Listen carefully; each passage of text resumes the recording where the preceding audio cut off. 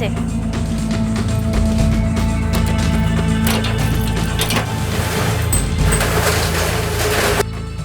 तीन साल से यही मेरी जिंदगी रही थी।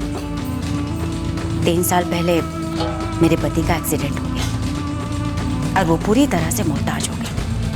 हमारे लिए एक मुश्किल का समय रहा था और उस दिन मामला और उलझने जा रहा था, बस से बदतर होने जा रहा था।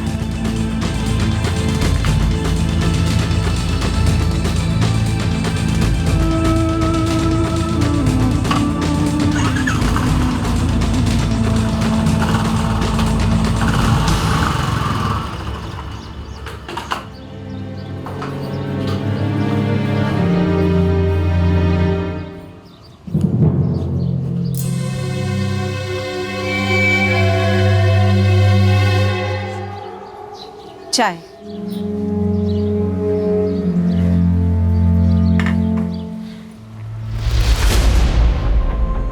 9 अगस्त का दिन था। उस दिन दोपहर को जो हुआ उसने मेरी जिंदगी हमेशा के लिए बदल दी।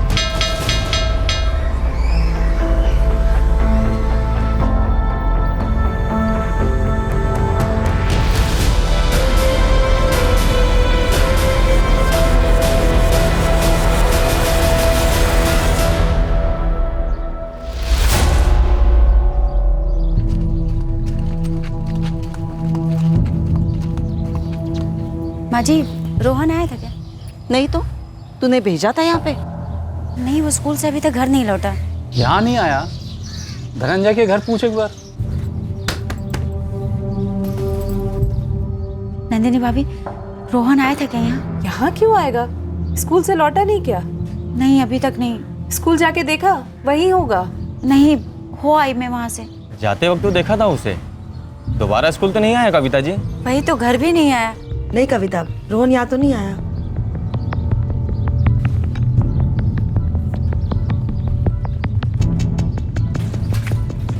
मम्मी, रोहन भैया कहाँ है? पता नहीं बेटा, मैं स्कूल भी जाकर आ गई, तुम्हारे दादा दादी के यहाँ भी जाकर आ गई, तुम्हारे दोनों बड़े पापा के यहाँ भी जाकर आ गई, कहीं नहीं है। एक काम करो, तुम थोड़ी देर और दुकान में बैठी रहो, घर देख कर आती हो सकता है तब तक वहाँ पहुँच गया।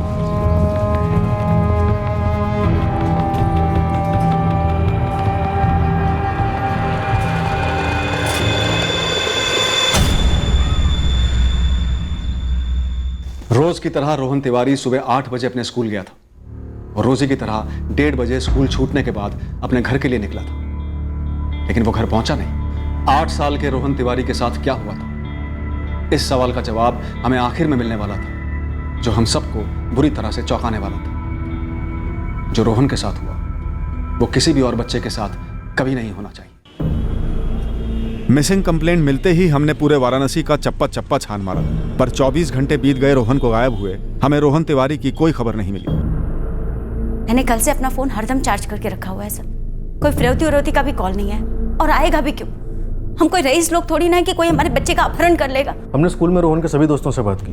सबका कहना है कि वो घर के लिए निकला था और मोहल्ले के उसके दोस्तों का कहना है कि वो यहाँ पर आता हुआ दिखाई नहीं। तो फिर कहाँ गया मेरा बेटा सर? आप बताइए, कहाँ गया? किसी से कोई दुश्मनी? कोई बच्चे के जरिए आपको या आपके पति को तकलीफ देना चाह रहा हो? तकलीफ? रोहन भैया दोपहर में आते हैं स्कूल से, खाना खाते हैं और फिर चले जाते दुकान में मम्मी की मदद करने। अच्छा पायल बेटा, कल सुबह रोहन भैया के स्कूल जाने से पहले क्या रोहन भैया का मम्मी से, पापा से या किसी और से कोई झगड़ा हुआ था? नहीं, रोहन भैया किसी से लड़ाई झगड़ा नहीं करते। कुछ पता चला है धनंजय? नहीं बाबूजी, कविता ने जानकी नगर पुलिस स्टेशन में शिकायत दर्ज की है। वो लोग ढूंढ रहे। मेरे थाने से भी खोज जारी है। अकेले कहीं जा नहीं सकता रोहन, किसी के साथ ही गया होगा। पापा, दादू, स्कूल से लेकर मोहल्ले तक के सारे रास्ते पर पोस्टर लगा दिए हैं रोहन के। 1-2 लोगों से कहा है स्कूल के आसपास पता करने के लिए और वो चैट एप्लीकेशन पर भी डाल दिया, पर अभी तक कुछ पता नहीं चला उसका।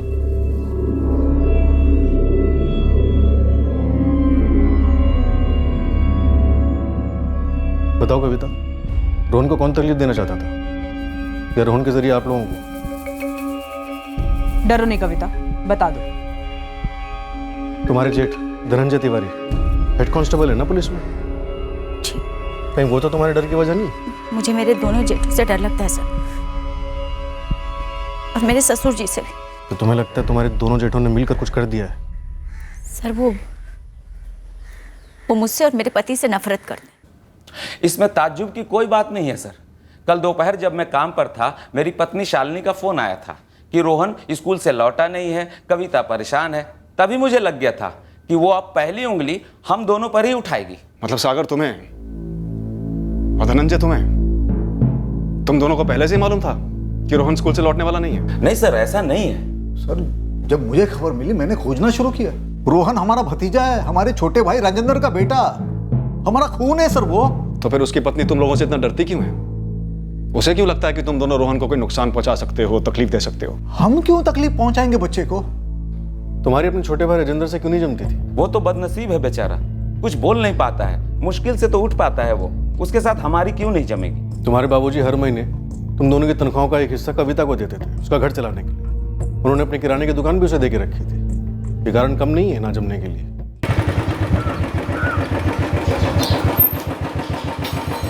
प्रणाम माँ। प्रणाम बाबूजी। ये लीजिए। धनंजय 500 रुपये कम है। हाँ बाबूजी, इस महीने खर्चे ज़्यादा है मेरे। तो राजू का घर क्या मुफ्त में चलता है? बाबूजी मुझे मेरा घर भी तो चलाना पड़ता है। जो तू चला लेता है क्योंकि तेरे हाथ पैर ठीक हैं, सर्विस करता है तू सरकारी। कभी सोच के देख, राजू की तरह तेरा एक्सीडेंट होता कैसा महसूस होता तुझे? धनंजय, ये क्या तरीका है? भीख नहीं दे रहा है तू। भैया काहे खून जला रहे हो? जब भी बात आती है राजू की, बाबूजी एक पैसा यहाँ से वहाँ होने नहीं देंगे। ये तो सरासर अन्याय है ना। कविता का घर चलाने के लिए हम दोनों परिवार पैसे दें, ऊपर से दुकान की सारी कमाई भी उसी को मिलती है। मतलब हम तो कुछ है ही नहीं ना। सागर जरा सोचो, सिर्फ कविता को ही दुकान चलाने के लिए क्यों दिए बाबूजी? तेरी नंदिनी भाभी या शालिनी को क्यों नहीं? पर ये बात बाबूजी से कहेगा कौन? हम दोनों की तो जबान खुलती नहीं बाबूजी के सामने। बेकार में हम उम्मीदों के पुल क्यों बांध रहे हैं? और जुबान तो अब खोलनी पड़ेगी जल्द से जल्द। हमारे परिवार में जो खटास थी वो किसी से छुपी नहीं थी, और इतनी खुली थी, इतनी सरेआम थी कि रोहन के साथ ऐसा करके शक की सिर्फ सुई नहीं, पूरी घड़ी अपनी तरफ घुमा लेते। और ऐसा कुछ करके हमारा फायदा क्या है? जले दिल को ठंडक मिलना फायदे में गिना जा सकता है। एक ऐसा परिवार दर्द में करा रहा है जिसे तुम दोनों अपने दर्द का कारण समझते हो।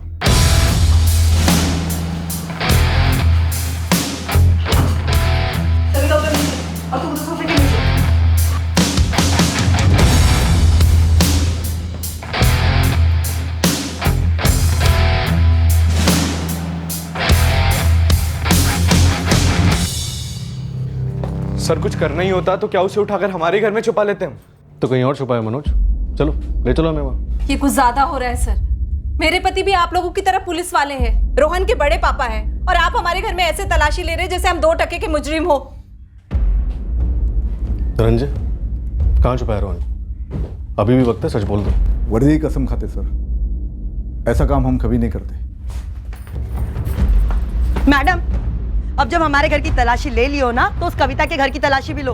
कविता अपने ही बच्चे को खुद के घर में छिपा के दुनिया भर में ढिंडोरा पीटेगी। आप तो हमारी बदनामी का ढिंडोरा पीट ही रही है, जबकि हमने कुछ किया ही नहीं है। और वो कविता है ना, जो एक उंगली हम पर उठा रही है तो 4 उंगलियां उस पर भी उठ रही है, जो उसने बड़ी चालाकी से छुपा के रखी है। किस बात के लिए कविता पे 4 उंगलियां उठ रही हैं? हम इतने गिरे हुए नहीं है मैडम जो ऐसे किसी पर कीचड़ उछाले। पर आप ना उस कविता के घर की तलाशी तो ले ही लो। इंस्पेक्टर साहब, आप लोग सिर्फ हमारे बेटों के पीछे पड़े रहेंगे या और भी किसी दिशा में छानबीन होने वाली है? होने वाली नहीं, हो रही है ओम प्रकाश जी। लेकिन आप लोग भी जरा सा कोऑपरेट कीजिए। देखिए, रोहन खुद से अकेले कहीं नहीं जा सकता, किसी के साथ गया है। कोई जान पहचान वाला ही होना चाहिए। तो जरा सोच के बताइए कि ऐसा कौन जान पहचान वाला हो सकता है जिसके साथ रोहन इतनी आसानी से चला गया।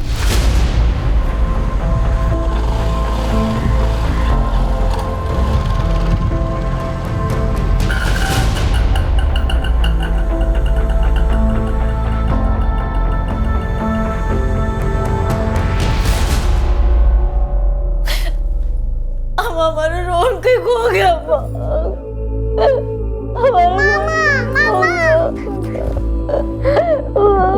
हमको मरवाएगा।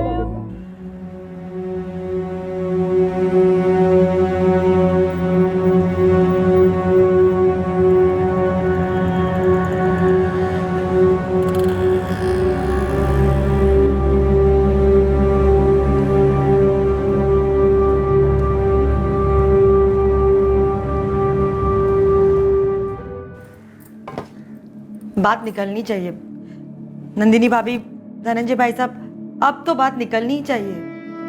शालिनी सही कह रही है। बाबूजी का क्या करेंगे? अब हम वही करेंगे जो हमें बहुत पहले कर लेना चाहिए था। बहुत दाग ली कविता ने हम पर बंदूक, अब बस। सागर, कविता ने एक बार भी बाबूजी का लिहाज रखा क्या? बात घर के अंदर की है। आप भी ना, वो घर को घर समझती है, सारी दुनिया में इज्जत उछालती रहती है, तो क्या घर और क्या बाहर। कविता का भाई मोहित आया है ना, उसी से बात करवाते हैं। अब मुद्दे पर आ ही जाना चाहिए, अब नहीं तो कभी नहीं। देखिए मोहित भैया, कविता चाची आपकी बहन है और आप अंदर बाहर जानते हैं उन्हें। देखिए, मैं ज़्यादा घुमा फिरा कर बात नहीं करूँगा, बस वो जो कर रही हैं वो गलत कर रही हैं। मेरे पापा को और सागर चाचा को बेकार में फंसा रही हैं वो। आपने देखा होगा, हमने जगह जगह पर पोस्टर चिपकाए रोहन के। भैया, उस मासूम बच्चे की जान खतरे में हो सकती है, समझाइए अपनी दीदी को।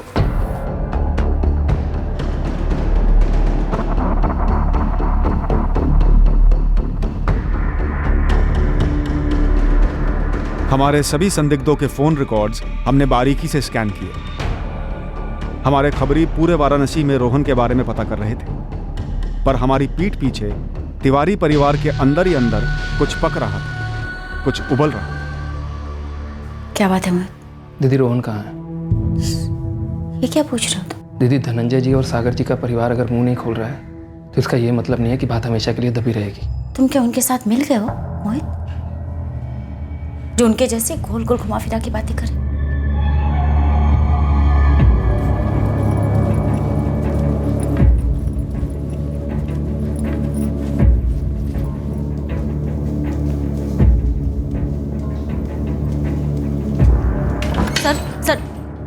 सर, मेरा भाई मोहित इन सब के पीछे है सर। वो मेरे जेठ धनंजय और सागर से मिला हुआ है सर। उन लोगों ने मिलकर मेरे बेटे रोहन को कहीं छुपाया। मोहित ने मनोज की मदद की थी मेरे बेटे को किडनैप करने में सर। आप शांति रखिए, कविता बैठिए। सर, आप प्लीज मोहित को गिरफ्तार कर लीजिए सर। वो जानता है मेरा बेटा कहाँ है। वो उनकी तरफ से मेरे साथ कोई सौदा करना चाहता है सर। सौदा? कैसा सौदा सर? और वो भी धनंजय जी और सागर जी की तरफ से? तुम्हारे जीजा जी राजेंद्र का घर वो अपने नाम चाहते हैं और ये भी चाहते हैं कि तुम्हारी बहन कविता दुकान छोड़ दे, इसलिए उन्होंने तुम्हें भेजा। धनंजय जी और सागर जी घर और दुकान की ढंग की कीमत देने के लिए तैयार है। इससे रोहन का क्या ताल्लुक है? दीदी, अब बनो मत, और ये ड्रामा करने की कोई जरूरत नहीं है। रोहन सही सलामत है। आप बस घर के कागजात पर साइन कीजिए, दुकान से निकल लो, अपने पैसे ले लो, रोहन घर वापस आ जाएगा। तुम सच में उनके साथ मिल गए हो मोहित, या उनके दलाल बनकर आए? मेरी जिंदगी तबाह करना चाहते हो क्या? आपकी जिंदगी पहले से तबाह है दीदी। जीजू को देखिए, 3 साल से जिंदा लाश, और ठीक होने के कोई आसार नहीं है। असलियत को समझिए, जो वो ढंग के पैसे दे रहे हैं उसकी एफडी बनवाइए, बाकी की जिंदगी आराम से कटेगी। तुम वाकई में मेरे भाई हो मोहित। तुम उन लोगों से मिल गए हो जो केवल मेरा बुरा चाहते हैं, दुश्मन है। ये सरासर बकवास है मैडम जी। वो हम देखेंगे मोहित का क्या कहना है। और कविता चाची ये कह रही हैं कि मैंने और मोहित ने मिलकर रोहन को उठाया। धनंजय, सागर, मनोज, क्या तुम लोग वाकई में कोई खेल खेल रहे हो? धनंजय, अगर मेरे पोते को खरोंच भी आई ना। 1 मिनट बाबूजी, कविता ने कुछ कह दिया, पुलिस ने कुछ कह दिया, मतलब पत्थर की लकीर बन गई क्या? आपको हम पे भरोसा नहीं है क्या? आपको दिख नहीं रहा हमें फंसाया जा रहा है? अगर हमने ऐसा कुछ किया भी है गलती से, तो उसके तुरंत बाद कविता के पास ऐसा प्रस्ताव भेज देंगे, वो भी उसके भाई मोहित के हाथों। कविता के माँ बाप आए हुए, बुलाइए उनको यहाँ। सबके सामने पोल खोलते हैं हम इस कविता की करतूतों की। मैडम जी, हम इतने टाइम से चुप बैठे हैं, इसका मतलब ये नहीं है कि वो कुछ भी मनगढ़ंत इल्जाम लगाएगी हम पर। मुझे यकीन ही नहीं हो रहा सर कि मेरी दीदी मेरे बारे में ऐसा बोलेगी। भांजे रोहन को बीच रास्ते में रोककर अपने साथ ले जाना आसान रहा होगा ना मोहित?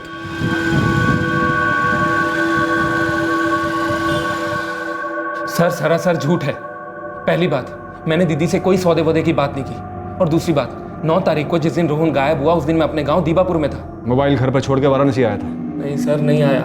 मेरी दीदी आप लोगों को गुमराह कर रही है। तो तेरी कविता से कोई बात नहीं हुई? हुई थी सर, और मैंने दीदी को डायरेक्ट बोला था कि जुगनू के बारे में पुलिस को बोल दो। जुगनू? ये जुगनू कौन है? जुगनू सिंह।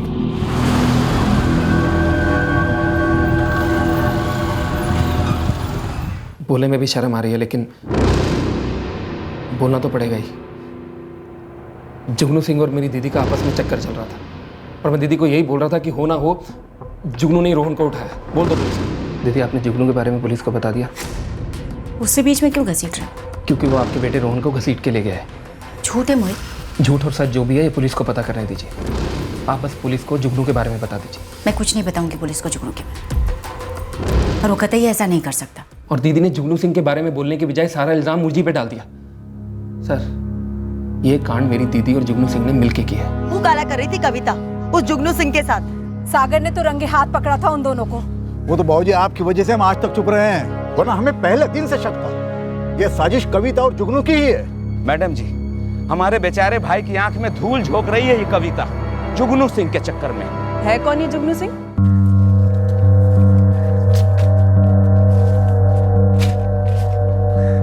क्या बात है रोहन जी, आज तो होमवर्क किया जा रहा है? अंकल। चल बेटा फटाफट निपटा ले, उसके बाद हम लोग गंगा घाट घूमने चलेंगे। हाँ। गरम गरम जलेबी और रबड़ी खाएंगे। हाँ? हाँ। आराम से 1 मिनट, बस हो गया। और बताइए राजेंद्र बाबू, क्या हाल चाल? बढ़िया? किसी तरह की कोई दिक्कत वगैरह कुछ? अरे वाह, शाबाश। अच्छा पायल बेटा, एक बात बता, भैया और मेरे साथ गंगा घाट पे गरम गरम जलेबी रबड़ी खाने चलेगी? मम्मी हाँ कहेंगी तो। रोहन और पायल की मम्मी जी, हाँ जी। मैं उनके पिताजी को थोड़ा चलवा रहा हूँ, उसके बाद आपके दोनों बच्चों को गंगा के घाट ले जाने की अनुमति है? बिल्कुल है, लेकिन अगर आप वहाँ ले जाकर बच्चों को कुछ खिलाने पिलाने वाले हैं तो कृपया इसे रख लीजिए। बस यही गलत बात कर दी आपने। क्या गलत बात कर दी मैंने?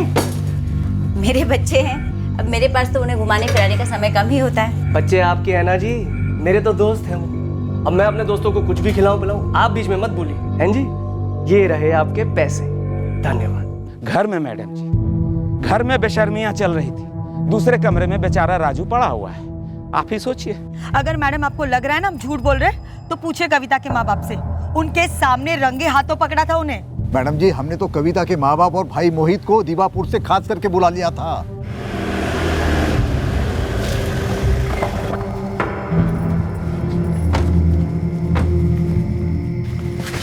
क्या हुआ ओम प्रकाश जी, आपने अचानक बुला लिया? आप लोगों ने कविता से बात तो नहीं की ना, जैसा मैंने कहा था? नहीं की, लेकिन बात हुई क्या है? आप लोग चलिए, खुद अपने आंखों से देख लीजिए।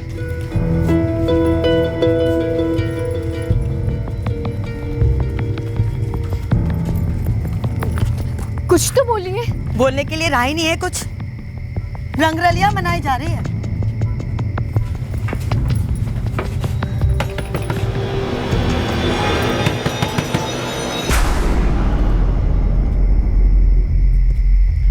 चलिए चलिए, अंदर चलिए।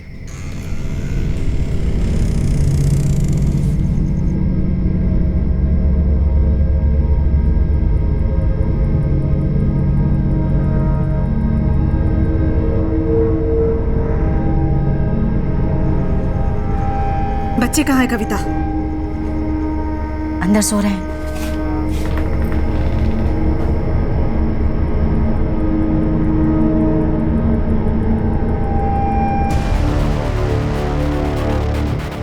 क्या है ये कविता? क्या कर रही है तू? हाँ? अरे तुझे डूब मरने के लिए कहूँ या हम सब डूब मरे?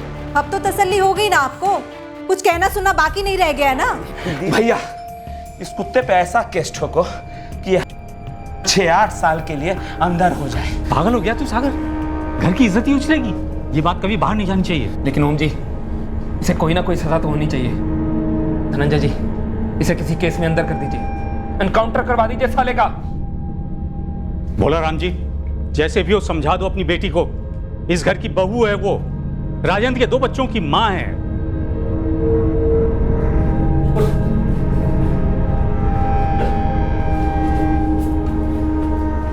कसम का, आज के बाद तू ऐसी कोई हरकत नहीं करेगी जिससे तेरे सास ससुर के नाम पे कालिक लग जाएगी। हाँ कसम।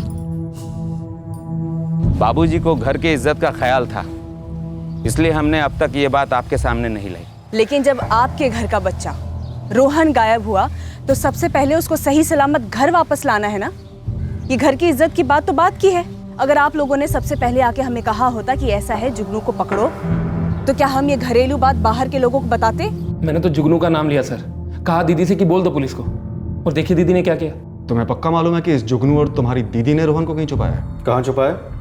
मकसद क्या उनका? सर मुझे नहीं मालूम कि कहाँ छुपाया है, और ना ही मैं ये कह रहा हूँ कि पक्का ऐसा हुआ है, बस मुझे गहरा शक है। तो मेरे भाई और मेरे जेठ लोगों की बातें मान ली आपने और उसे ही सच समझ बैठे। झूठ है तो साबित करो झूठ है। जुगनू सिंह तो झूठ नहीं है ना? है ना ऐसा कोई?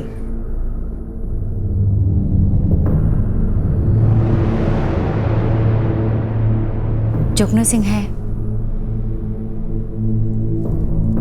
ये रहा उनका नंबर, बात कर लीजिए, सब सच पता चल जाएगा।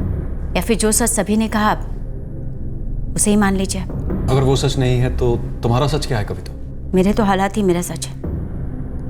इन लोगों ने घर की इज्जत के नाम पर मुझे और मेरे दोस्त जुगनू को बदनाम करना चाहा। बस अफेयर नहीं है, सिर्फ दोस्ती है। हाँ सिर्फ दोस्त है।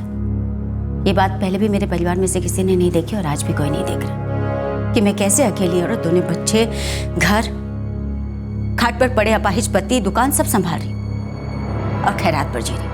मेरे दोनों जेठ मिलकर बाबूजी को कुछ पैसे देते हैं, उनमें से कुछ पैसे वो मुझे भी देते हैं खर्च के लिए। उसके अलावा उन्होंने दुकान दे रखी है मुझे। इसी बात की काफी रंजिश है मेरे दोनों जेठों और जेठानियों में। तो बस इसी बात का बहाना बनाकर उन्होंने मुझे अपनी मुट्ठी में करना चाहा। ये जुगनू उस रात तुम्हारे घर पे था? जी था, सो रहा था अकेले। वो मेरा एक ही ऐसा दोस्त है सर जो बिना किसी गलत इरादे के मेरी बहुत मदद करता है। वो मेरे लिए, मेरे बच्चों के लिए, मेरे पति के लिए काफी कुछ करता था जो मेरे दोनों जेठों के परिवार ने भी कभी नहीं किया। उन्हें बस घर और दुकान से मतलब है सर, इसीलिए उन्होंने मेरे खिलाफ साजिश रची। मेरे माँ बाप, भाई को बुलाकर उनकी नजरों में मुझे गिरा दिया और जुगनू को भी फंसा दिया। कैसे फंसाया? धनंजय भैया ने उसके ऊपर झूठा चोरी का केस ठोका था सर, उसके चलते उसे जेल हो गई और मेरी जिंदगी से एक झटके में एक अच्छा दोस्त खो गया।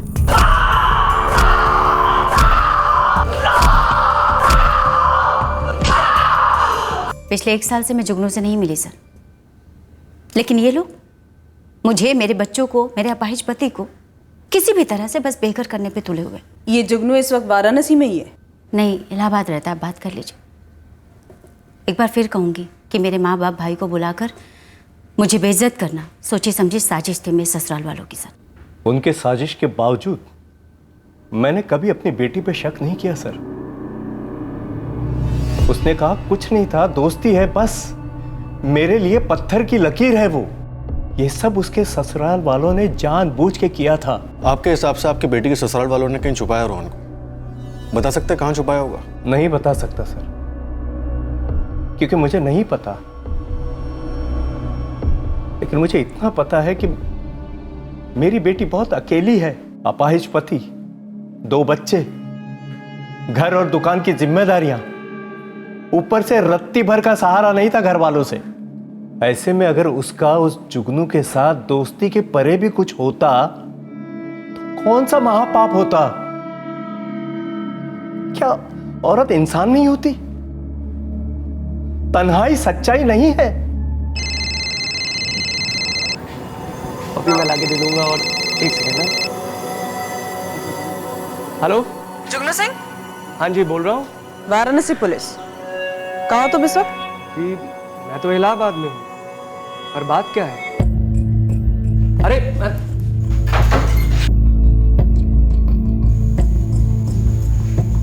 मैडम, रोहन अगर यहाँ होता तो मैं उसे कैद में थोड़ी रखता। नन्हा दोस्त है मेरा वो। और वैसे भी कविता से आखिरी बार मिले मुझे 1 साल होने को आया है। लेकिन फोन पे तो बात होती रही है। हाँ होती है, मगर सिर्फ एक दूसरे का हालचाल पूछते हैं। और उसके बेटे रोहन को मैं क्यों उठा कर लेकर आऊंगा? उससे मिल सकूं इसलिए।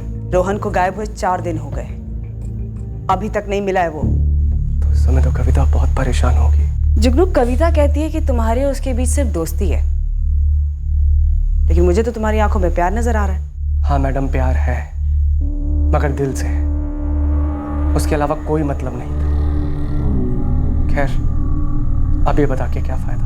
हमने कभी कुछ कहा नहीं एक दूसरे से, बस दोस्ती बनी रही, इसी बात का सुकून था। कैसे मिले तुम दोनों? बात हुई थी हमारी। हाँ, पर कहाँ? तुम इलाहाबाद गई थी या वो यहाँ वाराणसी आया हुआ था या तुम्हारे गांव दीवापुर में मिले?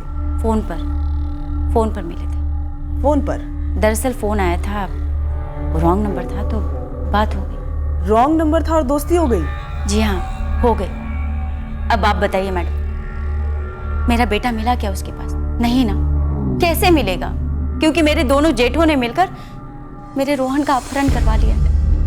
और मेरे लिए दुख की बात यह है कि मेरा अपना सगा भाई भी उनके साथ शामिल है। सर, एक तो जुगनू कहीं भागा नहीं, उसने अपना फोन भी स्विच ऑफ नहीं रखा, उसके घर की तलाशी से भी कुछ नहीं मिला। सर, अगर कुछ खटक रहा है तो जुगनू और कविता के मिलने की स्टोरी।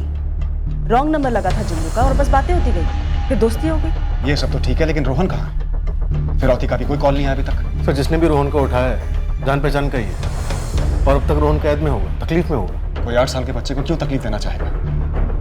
मकसद क्या है इस किडनैपिंग का? किसी का कोई फायदा नजर नहीं आ रहा है, तो फिर ये सब है क्या?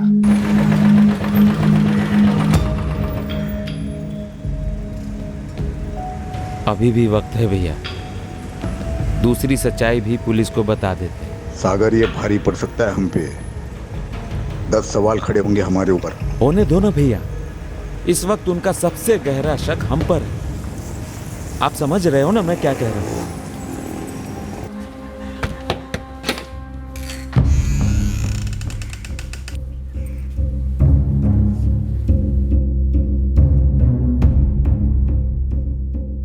तुझे जुगनू के साथ जाना है तो जा, हम रोकेंगे नहीं तुझे।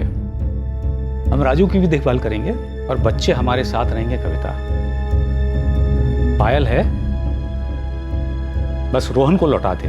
ये बात तो धनंजय भाई साहब, सागर भाई साहब को मालूम होगी बाबूजी। उन्होंने तो अगवा किया मेरे बेटे को। तेरी रग रग से वाकिफ हूं। तो ये मत समझ कि राजू की तरह हम सब कुछ समझ कर भी कुछ नहीं कर पाएंगे। और ये तो बिल्कुल मत सोचना कि रोहन को दांव पे लगा के तू हमसे कुछ ऐंठ सकती है। तो क्या चाल चल रही है ये पता नहीं मुझे, लेकिन कोई चाल तो चल रही है तू, ये पक्का मालूम है मुझे। कहाँ है रोहन, बता दे। 4 दिन बीत चुके थे, लेकिन रोहन का कोई नामो निशान नहीं था। और अब हमने रोहन के मारे जाने की संभावनाओं को टटोलना शुरू किया, लेकिन उसमें भी हमारे हाथ कोई सुराग नहीं लगा। और अब इस पेचीदा केस में दाखिल हुआ एक हथियार, एक बिना लाइसेंस की गन, जो इस पारिवारिक ड्रामे का हिस्सा बन चुकी। Gun, unlicensed gun. जी सर, मेरे बाबूजी के पास एक गन थी, लाइसेंस नहीं था उसका। वही राजू के घर में ही रखी थी, राजू के कमरे में, एक संदूक में, पर अब नहीं वहां पर। और 1 महीना पहले जब आप लोगों ने चेक किया था तब से गायब है? जी सर, बाबूजी खुद गए थे चेक करने। लेटर है, लेटर बेटा, बस ऐसे कुछ लेने आया हूं। हाँ,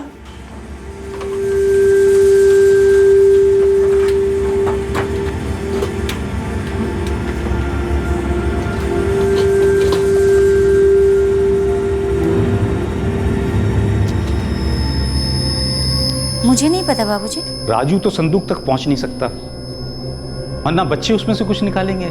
बाबूजी, मुझे तो ये तक नहीं मालूम कि उस संदूक में आपकी कोई बंदूक रखी हुई है, और मैं भला बंदूक लेकर क्या करूंगी?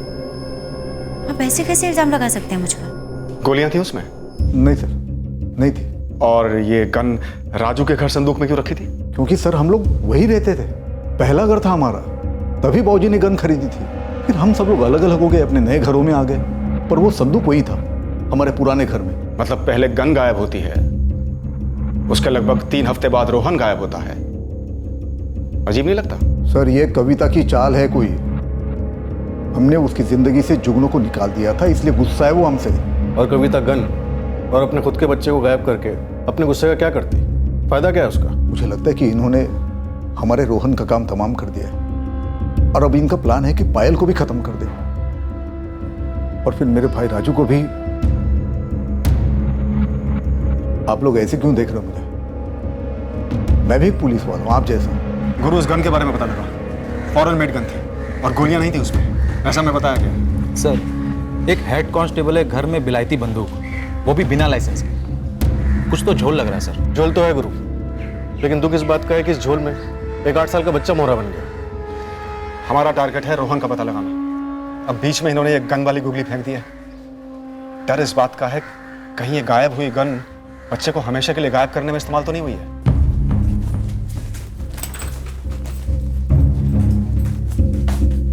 ये है संदूक मैडम। जिस दिन ब्याह करके आई थी ना इस घर में, मेरे परिवार वालों ने सख्ती से समझा दिया था कि इसे छूना तक नहीं। मैंने भी जानना जरूरी नहीं समझा, ना कभी इसे खोल करके देखा।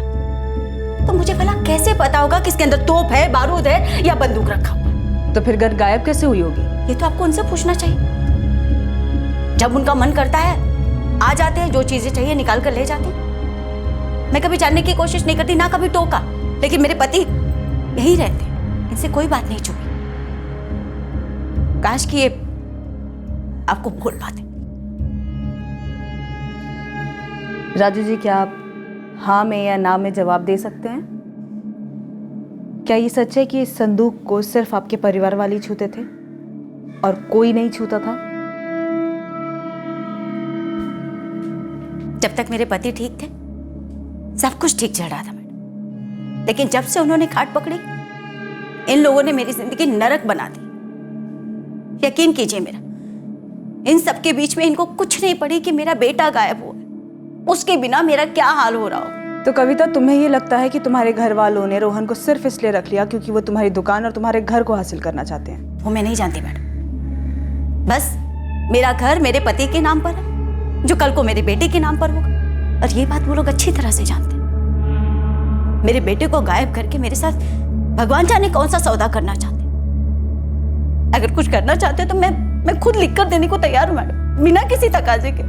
बस मुझे मेरा बेटा सही सलामत लौटा दे, मुझे मेरा रोहन लौटा दे। मैं सब कुछ लिख कर देने को तैयार हूँ। मैं थक चुकी हूँ मैडम। तिवारी खानदान के हर सदस्य की हमने बार बार क्वेश्चनिंग की, कोई टस से मस नहीं हो रहा था, न झुक रहा था न टूट रहा था। उनके बर्ताव से कभी ऐसा लग रहा था कि वो सभी एकजुट हैं कविता को गुनहगार ठहराने में, या फिर कभी ऐसा लग रहा था कि शायद इनकी कोई इन्वॉल्वमेंट ही नहीं है। वहां इलाहाबाद में हमारे आदमी जुगनू सिंह पर भी कड़ी नजर रखे हुए थे, पर उस फ्रंट पर भी कोई मूवमेंट नहीं हो रही थी। आखिरकार 8 वर्षीय रोहन तिवारी को गायब करने की साजिश की एक टिप आई, पर यह टिप रोहन के बारे में नहीं थी, बल्कि उस गायब हुई गन के बारे में थी। ये वाली थी? तू मुझे फॉरवर्ड करना, मैं पता करता हूँ। ये वाली मार्केट में बिकी है, 23 जुलाई को बिकी है। बेचने वाले को मैं जानता हूँ, पहले पता करके यही है। अरे वो तो मैं करूँगा, पर तू सबसे पहले एक काम कर, बेचने वाले को ना वाराणसी पुलिस को दिला दे तुरंत। यही गन थी? यही गन थी। ये कहाँ मिली आपको? क्यों नहीं मिलनी चाहिए थी? ऐसी बात नहीं है सर। सर बार बार आप मुझ पर शक क्यों कर रहे हो? सुहेल शेख हाथ लगा है, जिसने गन बेची थी, और हम उससे पता करेंगे कि उसके हाथ कैसे लगे। मैंने नहीं बेची, मैंने तो कभी देखी ही नहीं, मैं तो गन बेचता ही नहीं। अगर ऐसी कोई भी बकवास की ना तूने सुहेल, तो मुरब्बा बनेगा तेरा। साहब मैंने ही बेची थी गन, बिलाल फारूकी ने मुझे गन बेचने के लिए दी थी। 35,000 में बेची साहब, 3,500 मेरा कमीशन, 10%। बिलाल फारूकी को किसने बेची? कौन बताता है साहब, और कौन पूछता है? बस माल आया, बेच दी साहब। कहाँ का बिल्ला है ये बिलाल फारूकी? इलाहाबाद साहब। नंबर दूं? देख बिलाल, ज़्यादा हीरो मत बन, सवाल का जवाब दे, नहीं तो यहीं ढेर कर देंगे तुझे। साहब उसी गन के पीछे क्यों पड़े? रोज दर्जनों गन बिकती है। इस घर से गन गायब हुई, उस घर से लगभग 3 हफ्ते बाद एक 8 साल का बच्चा गायब हुआ। मेरा धंधा सिर्फ बंदूक बेचने का है, ये बच्चे अपहरण करना वगैरह कभी नहीं साहब। चल अब नाम बोल, ये गन तुझे किसने बेचने के लिए दी थी? साहब एक आदमी था, उसने दी बेचने के लिए। जुगनू सिंह। सर मैं किसी बिलाल को नहीं जानता हूँ, मुझे फंसाने के लिए मेरा नाम लिया जा रहा है। बकवास है, पूरी तरह बकवास है मैडम। ये धनंजय भाई साहब की कोई चाल है। पहले चोरी के मामले में फंसाया था जुगनू को, अब देखिए गन के मामले में अटका रहे। बिलाल फारूकी नाम के आदमी को जुगनू ने गन दी थी बेचने के लिए। वो झूठ भी तो बोल सकता है मैडम, झूठ बोलने के पैसे दिए होंगे उसे, लेकिन मैं सच बोल रही हूँ, मेरा बेटा गायब है। देख जुगनू, अभी हम बात कर रहे हैं, एक बार तेरी कुटाई पे आए ना, केस का चाहे कुछ भी हो, तू नहीं चमकेगा कभी, जिंदगी भर फीका रहेगा। सर आपकी मार से एक वक्त के बाद मैं टूटूंगा और कबूल कर लूंगा कि गन मैंने बेची है, मगर वो सिर्फ मार से बचने के लिए होगा, सच नहीं। सच ये है कि ना तो मैं किसी बिलाल को जानता हूं, ना ही मैंने कोई गन बेची है। सर मैं सच में कुछ नहीं जानता हूं। श्रुति,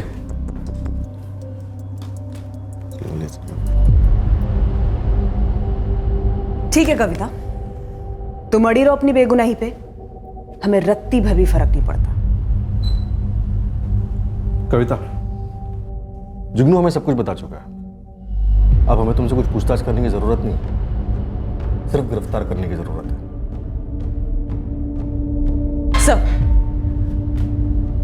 सर इसी ने गन दी थी बिलाल को बेचने के लिए।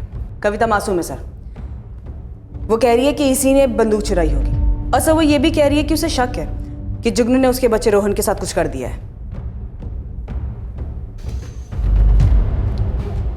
शंकर हवलदार को हाजिर करो, बोलो तबीयत से 2-3 दिन खातिरदारी करें जुगनू की, और बुलवाए इनसे। सर सर वो कविता मुझे फंसा रही है सर। हमें भी यही लगता है। जुगनू ऐसे इल्जाम मुझ पे ढकेल नहीं सकता सर। क्यों? वो तो साफ साफ कह रहा है गन तुमने उसके हाथ में रख दी थी। ऐसा कहा जुगनू ने? हाँ बिल्कुल यही कहा, और साफ साफ बताया कि तुमने उससे कहा कि रोहन को उठाओ। सारे कांड की कहानी बता चुका है मैं जुगनू। कविता को सख्त जरूरत थी पैसे की, इसीलिए उसने मुझे वो गन दी थी बेचने के लिए।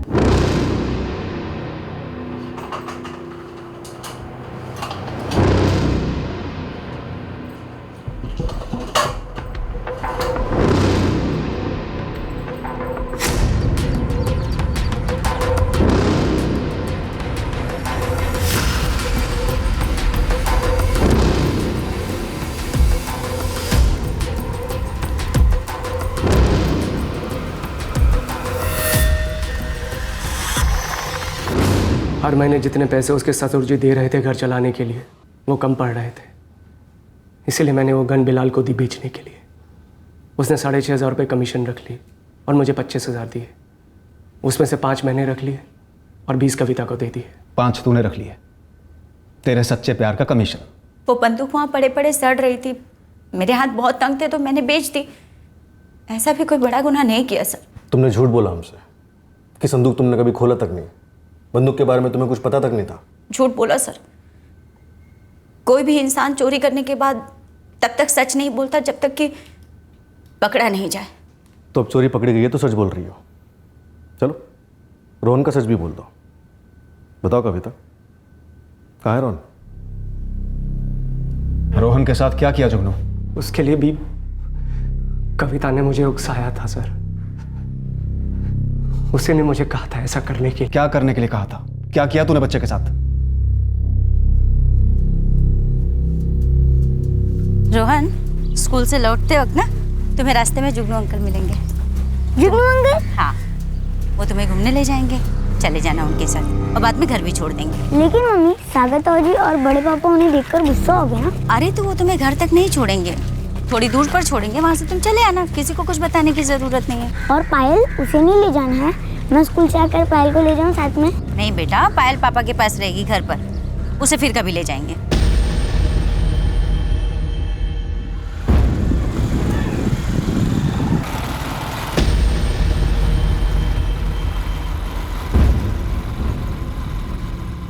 रोहन कहाँ है? क्या किया तूने उसके साथ? मार डाला? तूने रोहन को मार डाला?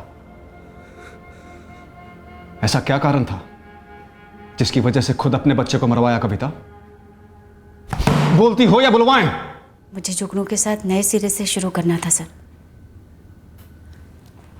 नई जिंदगी। जुगनू ने लखनऊ में घर भी देख लिया था। तो फिर रोहन कैसे अड़चन बन गया? रोहन और पायल तो काफी घुल मिल गए थे ना जुगनू से। लेकिन मुझे पैसे चाहिए थे मैडम। और रोहन को मार कर कैसे आते पैसे? हम जिस घर में रहते हैं वो घर मेरे पति के नाम पर है सर, जिसे मेरे ससुराल वाले मेरे नाम पे कभी नहीं करते, तो मैं उसे बेच नहीं सकती थी। लेकिन मेरे पति के ना होने पर वो घर मेरे बेटे रोहन के हिस्से आता, और मैं उतना लंबा इंतजार नहीं कर सकती थी सर। रोहन के बाद मैं उसे बेच सकती थी, जिससे मुझे पैसे मिलते। मैं अपनी नई जिंदगी शुरू कर सकती थी अपने तरीके से। मैं जो जिंदगी जी रही थी सर, वो जिंदगी नहीं। पति के नाम पे एक जिंदा लाश, ससुराल और परिवार के नाम पे ढेर सारे तानों का बोझ और ढेर सारी मेहरबानियां।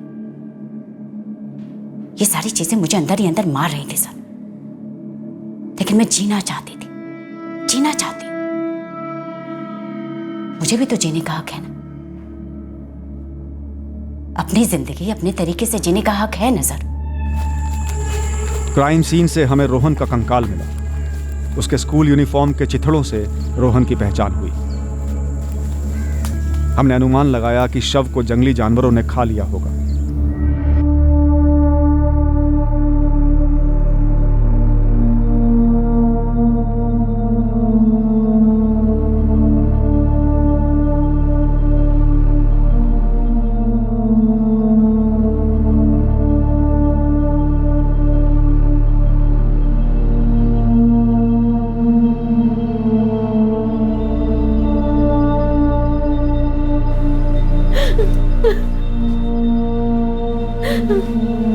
मैं पहले से कह रहा था पापा कि दीदी और जुगनू ने मिलकर ही रोहन के साथ कुछ किया।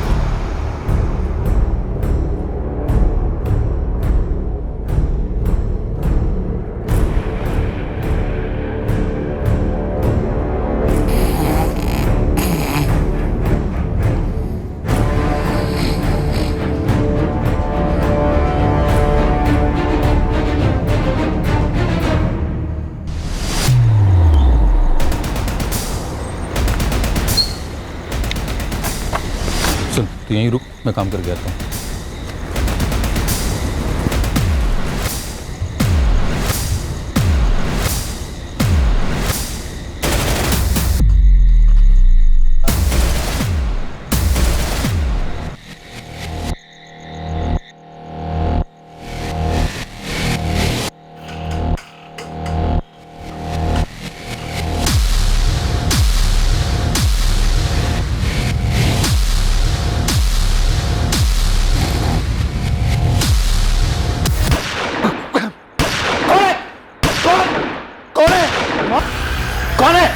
ये आवाज कैसे?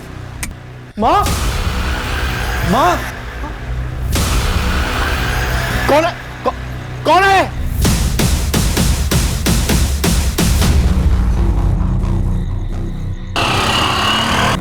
ये तो गोली चलने की आवाज है। कहाँ चली गोली?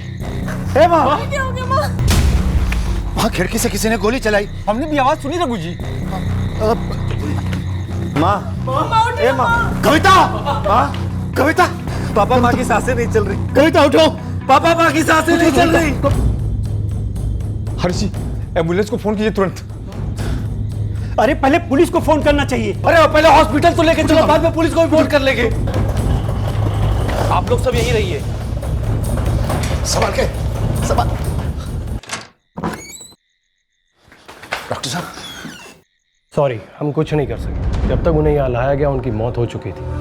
49 वर्षीय गृहिणी कविता खत्री, 3 बच्चों की मां, रात के अंधेरे में गोलियों से छलनी कर दी गई। हत्या की मोडस ऑपरेंडी बता रही थी कि हत्यारे खास तौर पर इसी मकसद के लिए आए थे। किसी ने इस अधेड़ उम्र की औरत की ऐसी हत्या क्यों करनी चाहिए थी? इस सवाल का जवाब किसी घुमावदार चक्रव्यूह से कम नहीं था।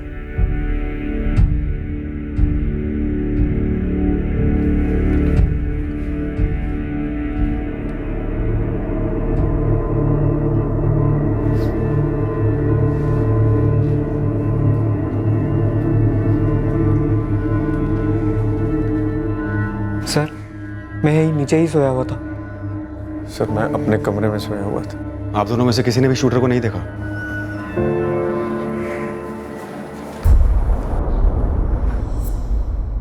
मैं उठ गया था, तब मैंने देखा कि कोई खिड़की से गोलियां बरसा रहा है। आप पहचान पाए उसे? जी नहीं, ठीक से देखा नहीं चेहरा। मैं बाहर की तरफ भागा, आसपास के सभी लोग जाग गए थे, बाहर भी आए, लेकिन तब तक वो गायब हो चुका था। मैं और मेरे पति जगदीश इसी कमरे में सोए हुए थे। अचानक से गोली की आवाज़ सुनाई दी। आवाज़ सुनकर हम दोनों उठे और बाहर के कमरे में गए। और अनीता तुम? मैं बगल वाले कमरे में सोई थी। जब तुम दोनों बाहर गए तो वो हत्यारा खिड़की पे खड़ा था, फायर कर रहा था? मैंने तो नहीं देखा, और मैंने भी कुछ नहीं देखा। गोलियों की आवाज़ सुनकर हम सब तुरंत अपने घरों से बाहर आए। हम जब यहाँ पहुंचे तो देखा कि रघु जी गोली चलाने वाले को ढूंढ रहे थे। आप में से किसी ने भी किसी को यहाँ से भागते नहीं देखा? साहब जी, जब तक हम पहुंचे वो गायब हो चुका था। रघु जी, कविता जी हमेशा उसी बेड पर सोती थी? हाँ साहब। तो जाहिर सी बात है कि जो भी आए थे, हत्यारा या हत्यारे, पहले से जानते थे कि कविता जी हमेशा इसी खिड़की के पास होती थी। उन्होंने घर के अंदर घुसने की कोशिश भी नहीं की। सर आप कह रहे हैं कि वो लोग सिर्फ माँ को मारने आए थे? लग तो ऐसा ही रहा है। सिर्फ उन्हीं पर इतनी सारी गोलियां चलाई गई, किसी और पर नहीं। लेकिन क्यों साहब? मेरी पत्नी की किसी से क्या दुश्मनी हो सकती है? इस सवाल का जवाब तो हमसे बेहतर आप दे सकेंगे। आप सोचकर बताइए कि आपकी किससे ऐसी दुश्मनी थी? 5 गोलियां दागी गई उनमें, करीब से, एक भी चूकी नहीं। जब तक टेबल पर I she was dead. Heart, lungs, abdomen पूरी तरह से छन्नी हो चुकी थी। ऑन द स्पॉट मौत हो चुकी होगी। आप लोगों की कॉलोनी के पास जहां भी सीसीटीवी हैं, वहां की फुटेज मंगवाएंगे और चेक करेंगे। लेकिन आप भी हमें सोचकर बताइए कि कविता जी को कोई क्यों मारेगा? आपकी माता जी, आपकी पत्नी क्यों मारी गई? किसी पे कोई शक? सर मेरी माँ के एक कज़न भाई बंसीधर मामा जी और उनका बेटा धीरज। कहाँ रहते हैं ये लोग? वैसे मसला क्या है? ज़मीन, यहीं रहते हैं जोधपुर में। हमारे नाना जी की एक पुश्तैनी ज़मीन है, उसको लेकर के बंसीधर मामा जी और माँ के बीच में कुछ दिनों से झगड़ा चल रहा था। ये तुम्हारे बंसीधर मामा जी और धीरज, इन दोनों का एड्रेस और फोन नंबर दो। आप कुछ नहीं बोल रहे हैं रघु जी? क्या बोलूं साहब, कुछ समझ ही नहीं आ रहा। 30 साल की शादी थी हमारी, 3 बच्चे, ये गिरस्ती, सबका सब एक ही झटके में खत्म कर दी। किसने? क्यों? जी, अभी अभी एक फोन आया रिश्तेदार का, कविता की हत्या के बारे में। बंसीधर जी, आप और आपका बेटा धीरज तुरंत केवटिया पुलिस थाने आ जाइए, जरूरी बात करनी है। हमसे क्या बात करनी है आपको? और हम कविता के घर से काफी दूर रहते हैं, कदरिया चौक में, और वहां जो कुछ भी हुआ उसमें हम क्या बता सकते हैं आपको? बंसीधर जी आप आइए, बात करते हैं। नहीं आए तो हमें आना होगा। हम आते हैं। जगदीश ने जमीन का मसला उठाया होगा पुलिस वालों के सामने, वो हमें फंसाने की कोशिश कर रहा है। देखते हैं। धीरज चले। हाँ पापा। पापा मैं 2 में तैयार होके आया। जल्दी बोल। कोई नहीं, टेंशन मत ले, मैं संभाल लूंगा।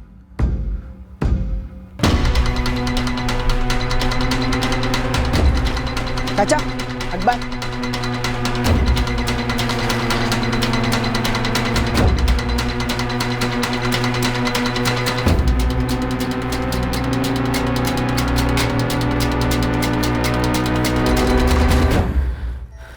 पापा, माँ मान नहीं रही थी, इसलिए मामा जी ने सुपारी वुपारी दे दी। सब मामा जी का कराया हुआ है। सिर्फ जमीन के लिए भैया? मामा जी ऐसा करेंगे? तो और क्या वजह हो सकती? कौन कर सकता है ऐसा?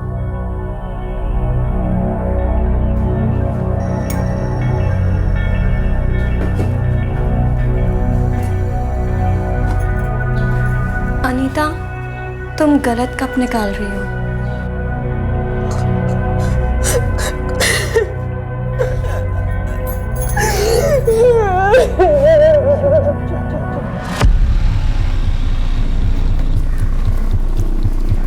ठीक है। सलाम सर। आपकी फाइल खुली है कि एक तगड़ी खबर है? शाबाश गुरु, बोल। दो पेशेवर शूटर यहाँ जोधपुर में परसों पधारे थे, अब हवा होगा। दिलीप पालीवाल, गोविंद शेखावत। जयपुर में इनकी हिस्ट्री है। यहाँ जोधपुर में घंटाघर के पास एक लॉज में 2 दिनों के लिए डेरा डाले हुए थे। आज सुबह ही चेकआउट किए। तो कविता मर्डर में कोई इन्वॉल्वमेंट, कोई सुराग? सर जी, यहाँ जोधपुर में इन लोगों का मौजूद होना ही सबसे बड़ा सुराग है। यहाँ जोधपुर में कोई सैर सपाटे के लिए उताए नहीं होंगे। गुरु, पता कर इस वक्त ये दोनों कहाँ हैं। देखते हैं क्या यही दोनों हैं जिन्होंने गोली चलाई। अगर यही हैं तो पक्का इनसे किसी ने गोली चलवाई है। आप सही कह रहे हैं, मसला भारी था जमीन का, क्योंकि आज जमीन की कीमत भी तो भारी है ना। कविता जी अड़ी हुई थी, इसलिए आप सौदा नहीं कर पा रहे थे जमीन का। दरअसल कविता और उसके पति रघु जी इतने अड़े हुए नहीं थे। उनका बेटा, क्या नाम, जगदीश, बड़ा अड़ियल है। वही उकसाता था कविता और रघु जी को। तो अब कविता जी तो रही नहीं, आपके रास्ते का कांटा निकल गया। अभी मेरी बहन की लाश शायद उनके घर वालों को मिली भी नहीं होगी और उन्होंने मुझ पर उंगली उठाना शुरू कर दिया। सर आप सोचिए, जब उन्हें मुझ पर इतना ही शक होता है तो क्या मैं पागल हूं जो मैं कविता को मरवाता? सीधी मुझ पर ही उंगली उठती ना सर। तुम कुछ नहीं बोल रहे हो धीरज? सर इसमें बोलने जैसा क्या है? जब हमने कुछ किया ही नहीं तो किस बात की सफाई थे? घरेलू मामला तो, और ऐसे मामले को थोड़ी कोई गोली चलाकर सुलझाता है। और ऐसे मौकों पर घर के बाहर के लोगों को ही संदिग्ध बनाया जाता है, घर के अंदर कोई झांक कर नहीं देखता। तो आप ही हमें बता दीजिए, क्या घर के अंदर कोई ऐसा कारण था जिसकी वजह से कविता, आपकी कजिन बहन का कत्ल हुआ? एक साधारण घरेलू गृहिणी की पीठ में 5-5 गोलियां बनती जी। धीरज सर, एक बात आप साफ साफ जान लीजिए, मेरी बहन कविता साधारण घरेलू किस्म की औरत थी। क्यों? घर में किसी को आपत्ति थी उनसे?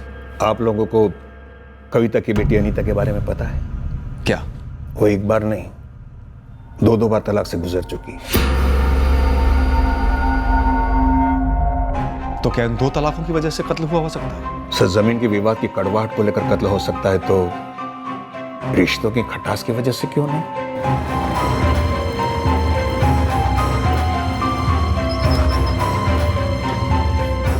ये दोनों, दिलीप और गोविंद, 100% तो नहीं बोल सकता, लेकिन यही शामिल है इस कांड में। अनिल, सुपारी किसने दी?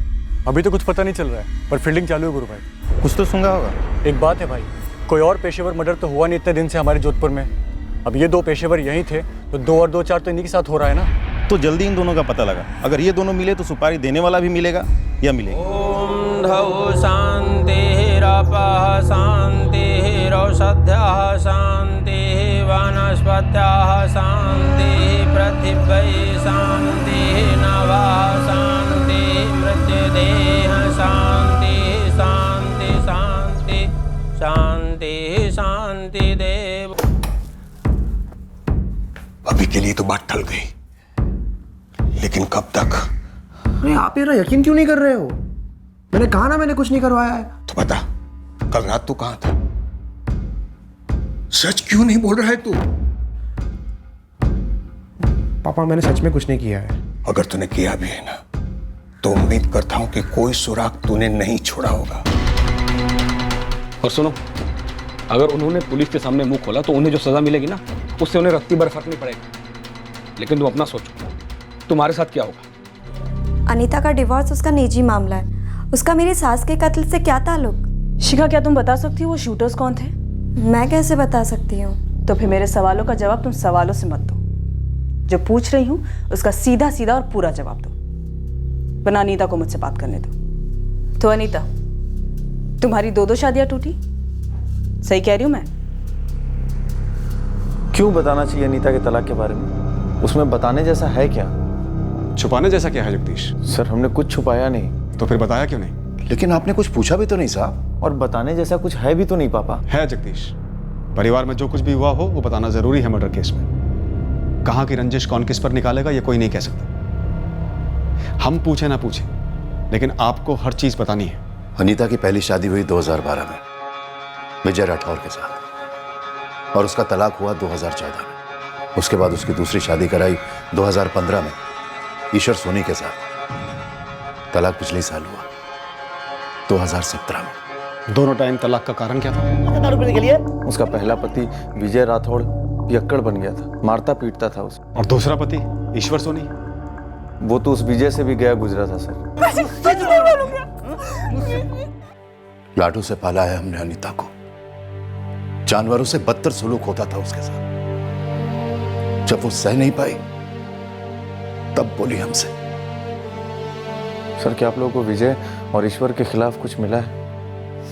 क्या उन लोगों ने हमला कराया मेरी माँ पे? कोई कारण था उनके पास तुम्हारी माँ पे हमला करवाने का? डिवोर्स से नाखुश थे? वैसे डिवोर्स लेने का फैसला किसका था? क्या बात है जगदीश? रघु जी? अनीता, तू उस घर में अब कदम भी नहीं रखेगी। हम तलाक की मांग करेंगे। बात करते हैं ना विजय से और उसके परिवार से। वादा लेते हैं उससे कि वो अनीता के ऊपर कभी हाथ नहीं उठाएगा। इस तरीके से तलाक करवा के इसका घर नहीं उजाड़ना हमें। वो घर घर होता है क्या, जहाँ पति अपनी पत्नी को इस तरह से पीटे? माँ, कुछ लेन देन चाहते होंगे, ना खुश रहोगे शादी में, जो मांगे पूरी कर देंगे, सब सही हो जाएगा। मैं खुल के बात करता हूँ विजय से। विजय को अगर कुछ चाहिए था ना तो हिम्मत करके मांगता हमसे। ये कोई तरीका है मांगने का? और बात सिर्फ दहेज की होती ना तो अनीता अब तक कुछ ना कुछ जरूर बता चुकी होती। कविता, तलाक हर मसले का हल नहीं होता। बहुत महंगा पड़ेगा समाज में, हम सबको, अनीता को। अरे बाहर में जाए ऐसा समाज। जब मेरी बेटी पर कोई हाथ उठा रहा था और समाज आकर उस हाथ को ना रोक सके तो मुझे कोई लेना देना नहीं ऐसे समाज से। बहुत सहा है मेरी बच्ची ने, बस अब और नहीं।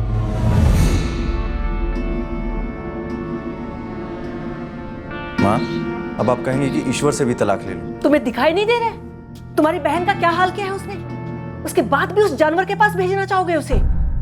शिखा, अगर जगदीश तुम्हें इस तरह से मारता पीटता तो तुम सह लेती? नहीं सहती माँ जी, गलत है ये तो। कविता, बड़ी मेहनत करके दूसरी शादी करवाई है अनीता की। तो हम और मेहनत करेंगे और तीसरी शादी करवाएंगे। विजय और ईश्वर गलत थे, इसके लिए गलती हमारी थी, हमने चुना, लेकिन इस बार सही चुनेंगे। ऐसे भी बिरादरी में इतनी बदनामी हो चुकी है। जब मेरी बेटी घर के अंदर दर्द से कराह रही थी तो बिरादरी आई थी उसका हालचाल पूछने के लिए। सुनो जी, हमारे जमाने में औरतों ने बहुत कुछ सहा है, लेकिन अब नहीं। हमारे जमाने में? मैंने तुम पर कभी हाथ उठाया कविता? नहीं जी, ये तो मेरी किस्मत अच्छी थी जो इतना प्यार और इज्जत देने वाला पति मिला। लेकिन मैं चाहती हूँ कि जगदीश भी शिखा के साथ में ऐसे ही पेश आए, और जब पंकज की शादी हो तो वो भी अपनी पत्नी के साथ में ऐसे ही पेश आए, और अनीता का तीसरा पति भी ऐसे ही पेश आए। 2 बार तलाक हुई औरत को हमारे इस शहर में एक अच्छा आदमी मिलना मुश्किल ही नहीं, नामुमकिन है। जब तक अनीता के लिए सीधा ढंग का इंसान नहीं मिल जाता है ना, अनीता यहीं रहेगी हमारे साथ। जगदीश, वकील को बुलाओ, तलाक का नोटिस भिजवा दो ईश्वर को। चट्टान की तरह मेरे साथ खड़ी रही माँ, हमेशा। अनीता, ये विजय और ये ईश्वर, क्या ये दोनों डिवोर्स के लिए खुशी खुशी राजी हुए थे? वो तो नहीं पता मैडम, मुझे इतना पता है कि वो दोनों मुझसे कभी खुश नहीं थे। रघु जी, आपकी पत्नी कविता जी एक मजबूत औरत थी। घर की नींव थी वो, छत भी थी। कविता मुश्किल फैसले बहुत सही तरीके से लेती थी, जो मैं कभी नहीं ले पाता। वाकई बहुत मजबूत औरत थी। हम सबकी ताकत थी वो।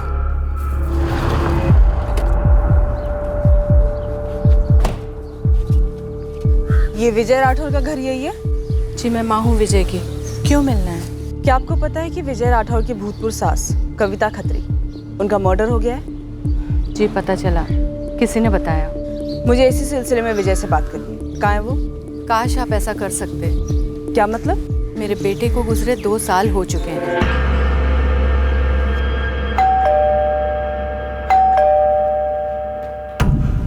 ईश्वर सोनी यहीं रहते? जी हाँ, मैंने पढ़ा था अखबार में कविता जी के बारे में। कभी सास थी तुम्हारी? 1 साल पहले। 13 जून की रात मर्डर हुआ। उस रात को तुम कहाँ थे ईश्वर? मैं यहीं था सर, अपने घर पर आपको क्या लगता है इस सब में मेरा हाथ है क्या तुम्हारा? 2017 में मेरा तलाक हुआ था अनीता से, इस कविता खत्री की बेटी से। यही होगी था मेरी वाइफ। 8 महीने पहले हमने शादी की है। हम खुश हैं सर, और कत्ल बतल करके मैं अपने पैरों पे कुल्हाड़ी क्यों मारूंगा? वो लोग मेरे लिए कोई मायने नहीं रखते, पिछली जिंदगी जैसे। अनीता का पहला पति विजय राठौर, 2 साल पहले लिवर फेलियर से उसकी मौत हो गई, पी कर। ईश्वर सोनी की 8 महीने पहले शादी हुई है योगिता से।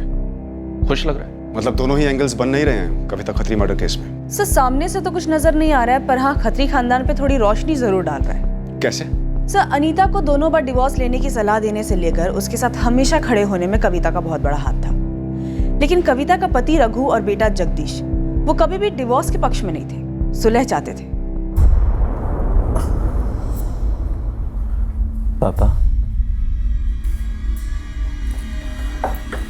पापा ये वक्त मजबूत रहने का है। माँ ने सालों तक इस घर को संभाला है। उसके जाने के बाद हम इस घर को बिखरने नहीं दे सकते।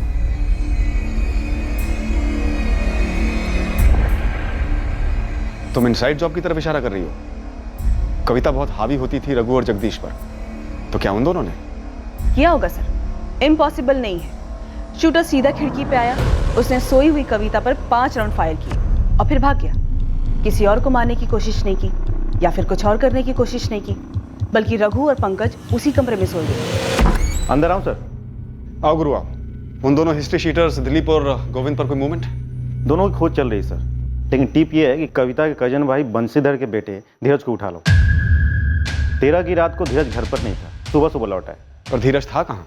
वो तो आप पूछिए, लेकिन खबर पक्की है, धीरज हड़बड़ाया हुआ था और उसका बाप भी टेंशन में घूम रहा है। आपके पास सबूत क्या है कि मैं 13 जून की रात घर पर नहीं था? कई हैं, और उनमें से एक है नरेंद्र शुक्ला, तुम्हारा पड़ोसी, जिसने 14 जून की सुबह तुम्हें घर आते देखा। तो इसका मतलब यह है कि मैं अपनी बुआ कविता खत्री का मर्डर करने गया था और वहां से लौट रहा था? नहीं, तुमने खुद नहीं किया, तुमने इन दोनों से करवाया, दिलीप पालीवाल, गोविंद शेखावत। मैंने नहीं पहचानता। पेशेवर हत्यारे हैं ये। देखिए सर, मैंने इनसे अपनी बुआ का मर्डर नहीं करवाया। तो 13 जून की रात भर कहाँ था तू? मैं बुआ के घर नहीं था। मैं सच कह रहा हूँ, कसम से कह रहा हूँ, मैं नहीं था वहां। देख धीरज, 13 जून की रात भर की एक एक सेकंड का हिसाब लेंगे हम तुझसे, और अगर जरूरत पड़ी ना तो डंडा भी करेंगे। ठीक है सर, कीजिए डंडा, लेकिन मैं नहीं बताऊंगा। तुझे पुलिस के डंडे के बारे में जरा सा भी अंदाजा नहीं है ना? है सर, अंदाजा है,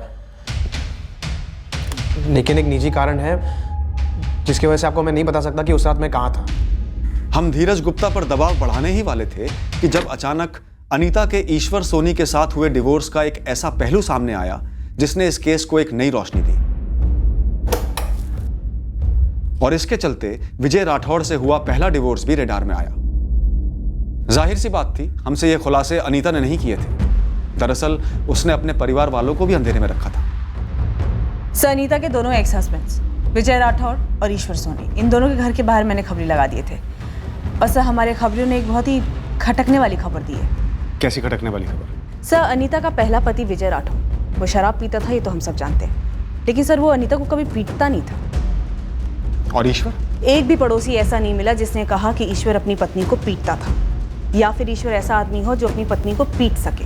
और ऊपर से ये बात भी कही कि ईश्वर की दूसरी पत्नी योगिता वो उसके साथ काफी खुश है। ओह, तो इसका मतलब खत्री परिवार ने कविता के बारे में हमसे झूठ बोला, या फिर अनीता ने खत्री परिवार से मारपीट का झूठ बोला। सर,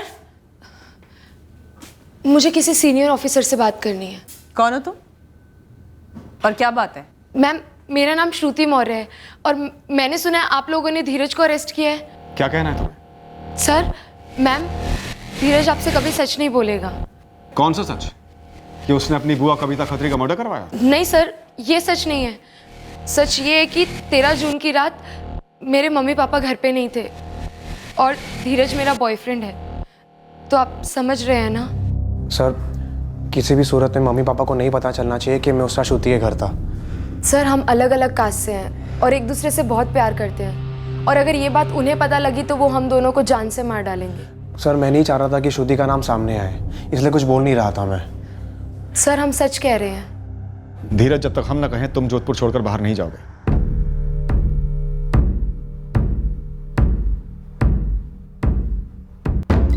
देखो, तुम्हारी वजह से मेरी जान खतरे में आ गई। वो पेशेवर हथियार हैं, अगर उन्हें पैसे नहीं मिले तो मुझे छोड़ेंगे नहीं और ना ही तुम्हें छोड़ेंगे। अरे मैंने तुम्हारी मदद की और तुमने मेरी जान खतरे में डाल दी। तुम्हें समझ आ रहा है कुछ? वाह, कविता जी का मर्डर होने के बाद पहली बार ये पूछना किसी ने जरूरी समझा।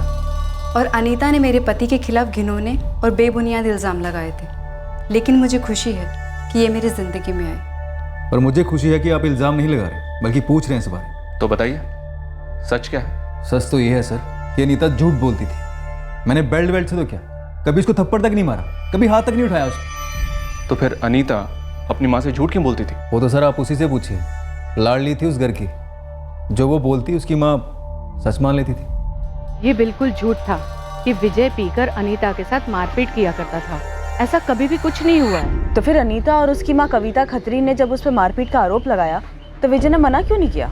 देखिए विजय पियक्कड़ था, ये सभी जानते थे, फिर एक पियक्कड़ की बात पे कोई भरोसा क्यों करता? ऊपर से अगर विजय अपनी सफाई में कुछ भी कहने की कोशिश करता तो मारपीट, दहेज वहेज कोई भी केस ठोक देते अनीता और उसके घर वाले। इससे तो हमारी मुसीबत और दुगनी हो जाती है ना। 99% केसेस में क्या होता है, लड़की जैसे ही लड़के पे मारपीट का आरोप लगाती है, लड़का जेल के अंदर। आप तो जानते ही होंगे, आप ही लोग करते हैं। और मुझे जेल जाने का कोई शौक नहीं था, ऊपर से मैं शौक था अनीता ने मुझ पर ऐसे इल्ज़ाम लगे, इसलिए चुपचाप डाइवोर्स दे दिया। अनीता क्या ये सच है?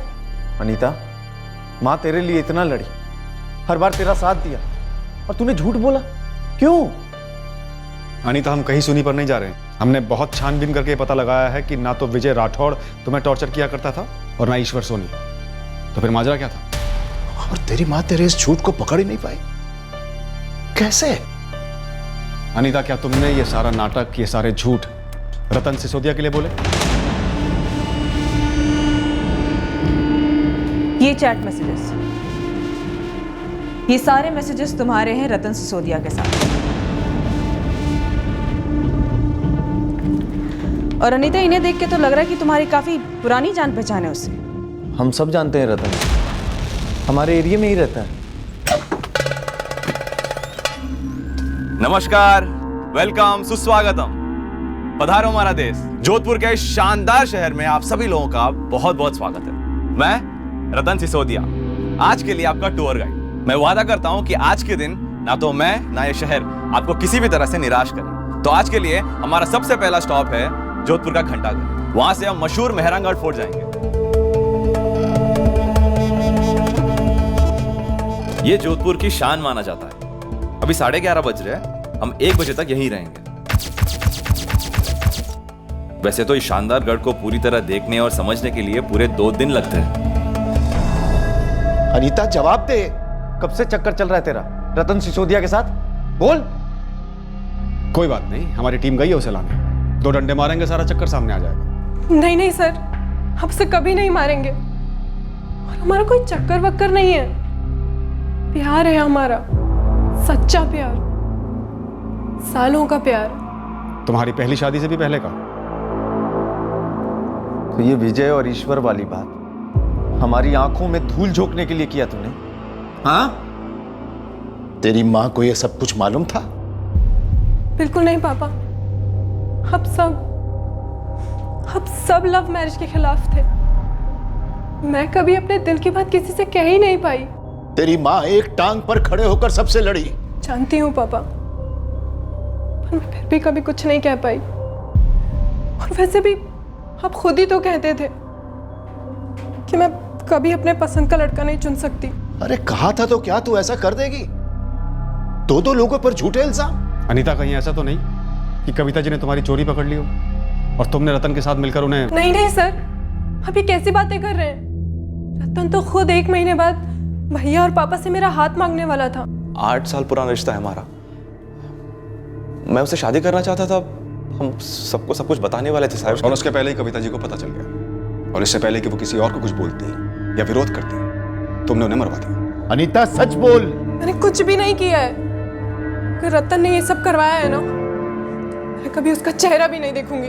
अब रतन पे इल्जाम लगा रही है, जैसे पहले विजय और ईश्वर पे इल्जाम लगाया। हाँ, उन दोनों की जिंदगी खराब, यहाँ हम सब परेशान, बस इस एक झूठ के लिए। डर के मारे मैंने झूठे इल्जाम जरूर लगाए थे, पर ये भी बिल्कुल सच है पापा, मैंने या रतन ने माँ को नहीं मरवाया है। साहब, गरीब फैमिली से हूँ, बहुत मुश्किल से मेहनत करके टूरिस्ट गाइड बना हूँ। आपको ऐसा क्यों लगता है कि अनीता की माँ को मारकर मैं उसे शादी कर पाता? शायद वही सबसे बड़ी अड़चन हो। अड़चन कैसी साहब? वो तो हमेशा अनीता का साइड लेती थी, अड़चन दूर करती थी, बल्कि सपोर्ट करती है हमारा। लव मैरिज में नहीं करती, करना होता तो पहली शादी के पहले ही बोल दिया होता अनीता ने घर पे। साहब, अनीता का 2 बार डाइवोर्स हो चुका है। अब जाके मैं उसकी माँ से उसका हाथ मांगने वाला था। तो तुझे मालूम था कि अनीता जो कुछ भी अपने पतियों के बारे में बता रही है वो बड़ा चढ़ा कर बता रही है? साहब, अंदाजा था मुझे, लेकिन मैं और अनीता एक दूसरे से प्यार करते हैं, तो वो वहाँ उसके पतियों के साथ खुश कैसे रह पाती? और साहब उसकी माँ को मारकर मैं उसके साथ कैसे खुश रह पाऊंगा? सर जी, अनीता और रतन की पिछले महीनों की मूवमेंट नहीं करी, किसी सुपारी वाले से मिलने की कोई निशानी नहीं है। दिलीप पालीवाल और गोविंद शेखावत की कोई खबर? सारे पुलिस स्टेशन अलर्ट पर हैं, फिर भी उनका कोई ठिकाना नहीं मिल रहा। मेरे बंदे सारे हिस्ट्री शीटर्स का भेजा खा रहे हैं, कहीं से कुछ सामने नहीं आ रहा। पेशेवर हैं तो सुपारी तो निकली होगी इस कविता खत्री की। कविता का पति रघु और बेटा जगदीश, इनके खिलाफ भी कुछ ठोस हाथ नहीं लगा। मेरा शक इन पर ज्यादा जाता है। कहीं कोई गेम तो नहीं खेल रहे दोनों? कोई बीच वाला रेफरी होगा इस गेम में, जिसके जरिए ये दोनों पेशेवर हत्यारे गोविंद और दिलीप के कांटेक्ट में आए होंगे। क्योंकि सर जी, इंटरनेट से ढूंढने से कोई पेशेवर हत्यारा तो मिलेगा नहीं, और शायद वही बीच वाले बंदे की वजह से आपको ये बाप बेटे के खिलाफ कुछ मिल नहीं रहा हो। गुरु, इनकी फर्टिलाइजर की दुकान है, तू एक अलग टीम लेके जा। जितने भी दोस्त हैं, दुश्मन हैं, इनके सबको खंगाल। कोई ना कोई सुराग तो मिलना ही चाहिए।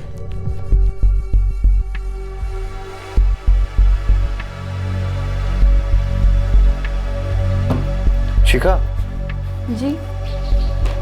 क्या तुम्हें भी नहीं पता था कि अनीता और रतन के बीच में ऐसा कुछ चल रहा है? मुझे कैसे पता होता? ये सब कुछ अब जाकर तो सामने आ रहा है। और अगर मुझे पता होता तो क्या मैं आपको नहीं बताती? देखो, अगर गलती से भी पुलिस वाले तुमसे पूछें तो तुम पुलिस वालों को भी यही जवाब देना कि तुम्हें पता नहीं था।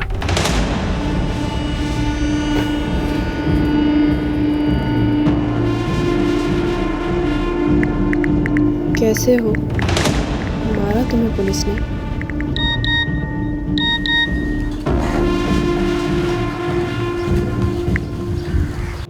नहीं, लेकिन मैसेज करना बंद करो।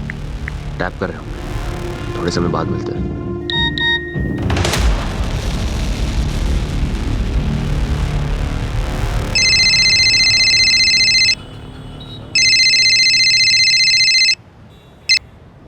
हेलो, मैं केवटिया पुलिस थाने जोधपुर से बोल रही हूँ। आप कौन बोल रही हैं? जी मैं हिना कुरैशी बोल रही हूँ। कहाँ से बोल रही हैं आप? जैसलमेर से। रतन सिसोदिया को जानती हो? जी जानती हूँ मैडम, टूरिस्ट गाइड है। क्या बात है मैडम? पूरा जैसलमेर जानता उसे? नहीं, लेकिन तो फिर आप कैसे जानती हैं? जी मैडम, मेरी यहाँ पर बाइक रेंट पे देने की दुकान है और रतन टूरिस्ट गाइड है, तो काफी टूरिस्ट लेकर आता है यहाँ पर बाइक हायर के लिए। पर आप क्यों पूछ रही हैं? काफी बातें होती हैं आपकी रतन से फोन पर। ओह मैडम, क्या मतलब है आपका? हाँ, यहाँ मेरे पास 1 दर्जन बाइक है और मेरे शौहर आमिर कुरैशी की किले के अंदर आर्टिफैक्ट की एयर कंडीशन दुकान। तो एवी गेवी लोग नहीं है कि आप फोन उठाकर यहाँ पर ये भद्दे सवाल करेंगी। यहाँ जोधपुर में एक मर्डर हुआ है और इस सिलसिले में हम रतन के बारे में कुछ जानकारी हासिल कर रहे हैं। देखिए मैडम, मुझे इतना पता है कि टूरिस्ट गाइड, बाकी की जानकारी आप किसी और से हासिल करिए। बहुत काम है इधर, रखती हूँ।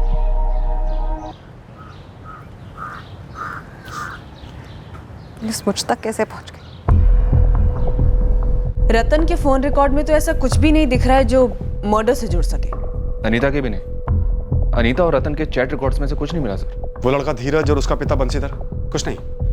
कुछ नहीं सर। कविता खत्री की किसी से कोई पर्सनल लड़ाई, किसी अगल बगल के पड़ोसी से? जी नहीं सर, सिवाय कविता के कजन ब्रदर के साथ जमीन का मसला और बेटी के दोनों डिवोर्स की टेंशन को छोड़कर सारा ट्रैक रिकॉर्ड क्लियर है। मतलब हम घूम घूम कर वहीं आ गए जहां से हम शुरू हुए थे। इस केस में हमें कोई लीड मिल क्यों नहीं रही है? ये दोनों हत्यारे दिलीप पालीवाल और गोविंद शेखावत आखिर कहां छुपे हैं? जब तक हम इस केस के आखिर तक पहुंचते हमें पता चलता कि आखिर वो कारण क्या था जिसकी वजह से हमें कोई लीड नहीं मिली थी। लेकिन ऐसा होने में अभी देर थी। कविता खत्री के कत्ल को लगभग 2 महीने हो चुके थे। तब एक अजीब सी खबर हमारी टेबल पर आई, एक और कत्ल की प्लानिंग के बारे में। लेडीज टेलर का मर्डर। नंदलाल नाम है, नंदलाल सैनी। अपने मेहता नगर में ही दुकान है उसकी। कौन करने वाला है अनिल? कमलेश वर्मा करके एक हिस्ट्री शीटर है। उससे खबर मिली है कि दिलीप पालीवाल और गोविंद शेखावत ये मर्डर करने वाले हैं। दिलीप और गोविंद दोनों जोधपुर में? कहाँ है? ये नहीं मालूम। कमलेश उनका पुराना साथी है, उसने बताया। कब होने वाला है नंदलाल का मर्डर? वो कुछ नहीं बोला, पर खबर कमलेश को कल रात को मिली कहीं से। लेकिन ये लेडीज टेलर नंदलाल साइन अंडरग्राउंड चला गया और दुकान पर ताला है।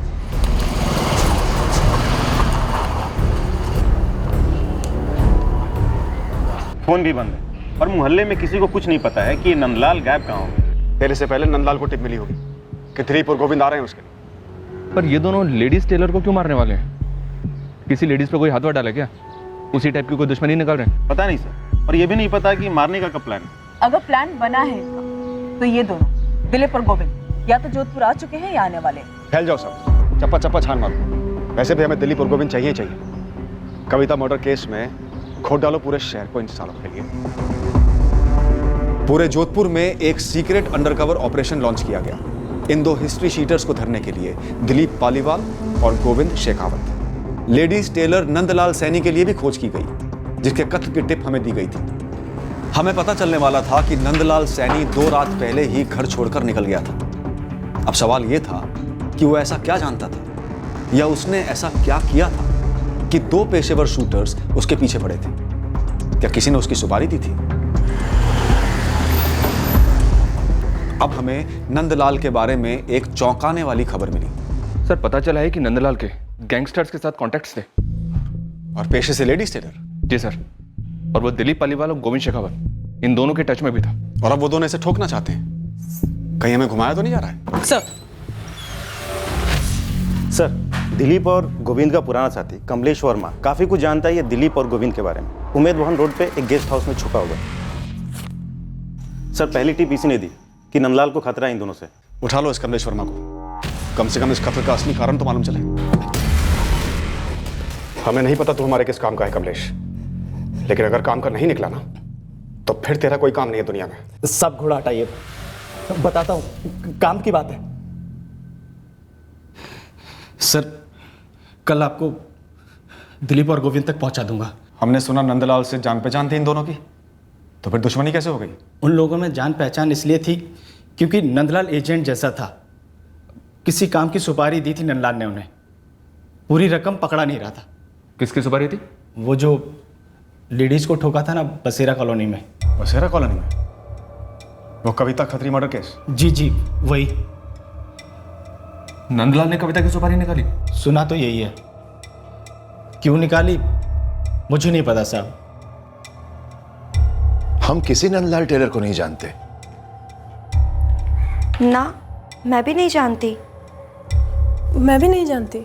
रघु जी, हमें पता चला है कि इसी लेडीज टेलर नंदलाल सैनी ने आपकी पत्नी कविता जी की सुपारी निकाली। पर क्यों? हम में से किसी दुश्मनी है उसकी? फिलहाल हम सिर्फ इतना ही जानते हैं, लेकिन बहुत जल्द हथियारे हमारे हाथ में होंगे और हमें पता चलेगा कि कविता जी की सुपारी किसने दी थी। सब, मैं नंदलाल सैनी की कॉल हिस्ट्री छाट रही थी। एक अजीब कनेक्शन मिला। मेरी जैसलमेर में एक लेडी से बात हुई थी। ये नंदलाल सैनी की उस लेडी से लगातार फोन पे बात और चैटिंग होती रही है। कौन है ये लेडी? हिना कुरैशी।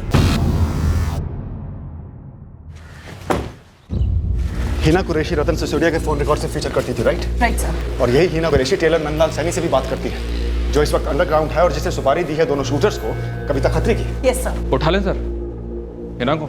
उठा लो अनुज, मगर शोर ना हो। ये केस पक्का अनीता और रतन से ताल्लुक रखता है। ये अनीता हद से ज्यादा झूठ बोल रही है।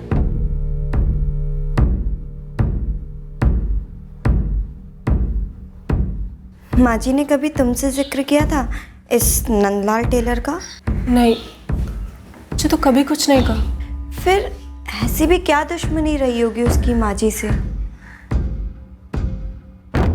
मुझे तो कुछ गड़बड़ लग रहा है पापा। कोई दर्जी माँ का कत्ल क्यों करवाएगा? कुछ समझ में नहीं आ रहा।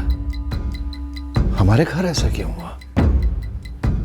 कविता ने आखिर नंदलाल के साथ ऐसा क्या किया था? हर एक लेडीज टेलर को जानना गुनाह कैसे हो गया? और मुझे तो ये समझ में नहीं आ रहा, इसका मतलब ये कैसे है कि मैं किसी मर्डर में शामिल हूँ? जोधपुर में तुम्हारा मायका जिस एरिया में है, नंदलाल टेलर की दुकान भी उसी एरिया में है ना, मेहता नगर। अरे मैडम, उस एरिया में कौन नहीं है? दर्जी से लेकर मंत्री तक सब तो है। नंदलाल ने बसेरा कॉलोनी में रहने वाली कविता खत्री की सुपारी निकाली। वो तुम्हें जानता है, तुम रतन को जानती हो, और रतन कविता खत्री की बेटी अनीता खत्री को प्यार करता है। तुम सब एक दूसरे से जुड़े हुए हो ना। इत्तेफाक है ये मैडम कि मैं इस टूरिस्ट गाइड और इस लेडीज टेलर को जानती हूँ। बाकी मुझे कविता खत्री के बारे में कुछ नहीं पता है। बाकी बातें हम थाने में करेंगे ही ना। अच्छी जगह है वो झूठ बोलने के लिए।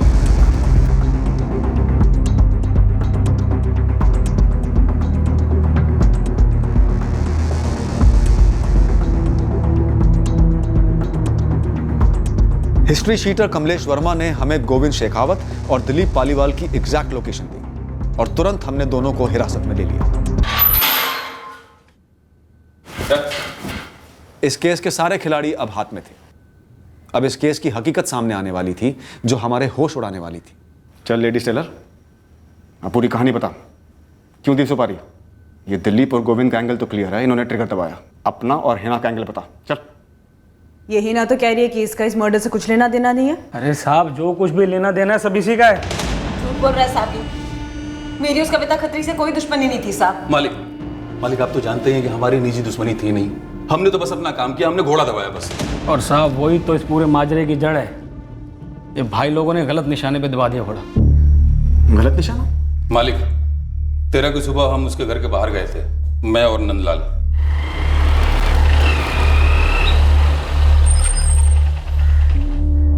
इसे कहते हैं तकदीर। घर दिखाने लाया था, शिकार खुद सामने आ गया। यही है पीली साड़ी वाली। उस रात दिलीप को लेके मैं उस घर गया। प्लान था कि घर के अंदर जाकर पीली साड़ी वाली को देखकर निशाना लगाना है, लेकिन साहब खिड़की से झांक कर देखा कि पीली साड़ी वाली तो खिड़की के पास ही सो रही थी। मैंने बोला तकदीर देखो।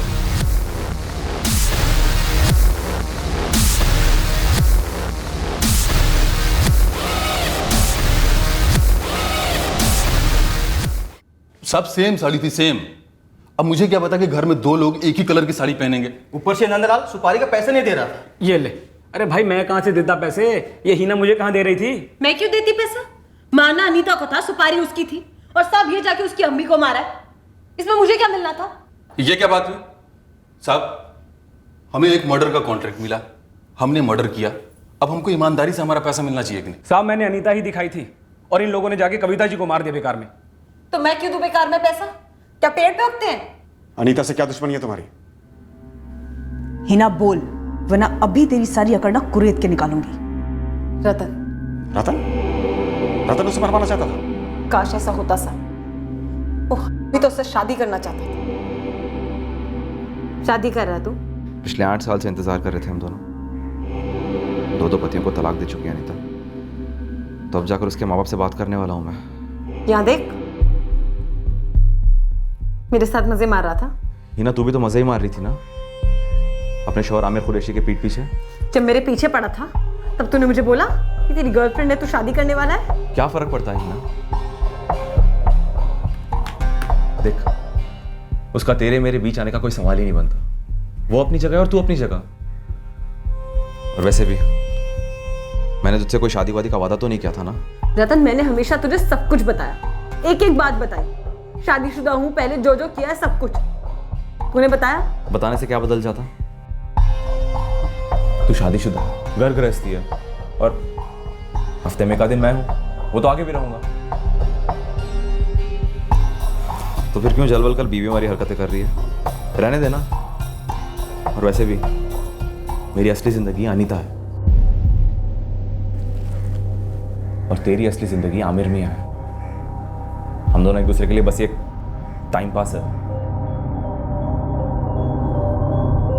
तस्वीर दिखा अपनी असली जिंदगी की।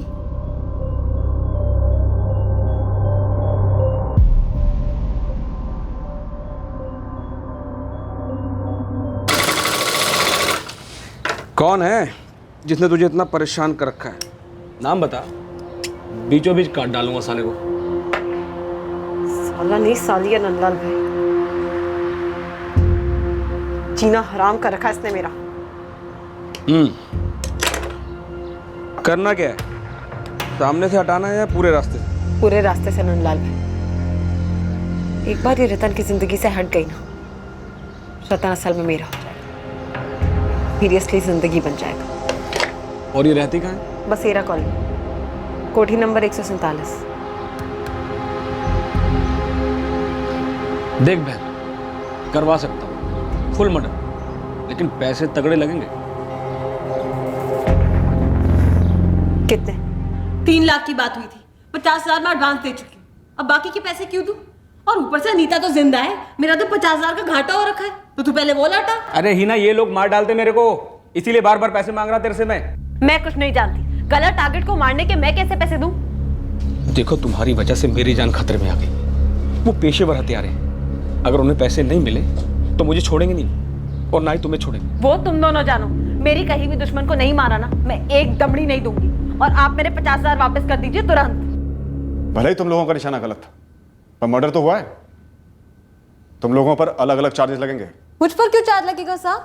हाँ, मैंने तो जिसके मर्डर की सुपारी दी उसका मर्डर हुआ ही नहीं, तो मुझ पे कैसा चार्ज? कोई सुपरमार्केट नहीं आई है तू जो गलत सामान लेके गई और फिर वापस देने चली है। अरे मैडम, पर इन्होंने तो मर्डर किया ही नहीं ना, तो मैंने मान लिया नहीं, तो मैं लौटाऊं क्या?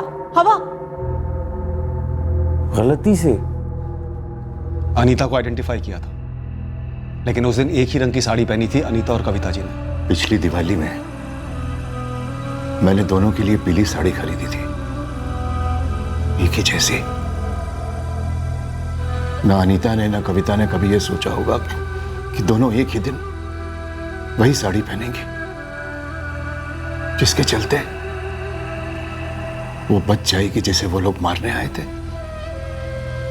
और वो मर जाएगी जिसकी गलती सिर्फ एक पीली साड़ी थी।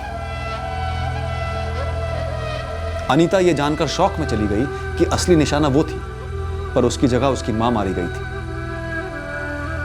रतन के हिसाब से उसे भनक तक नहीं थी कि उसका एक कैजुअल सा जिस्मानी अफेयर इस तरह आपे से बाहर जाएगा, और हीना उसकी और अनीता की शादी रोकने के लिए अनीता के कत्ल की साजिश करेगी।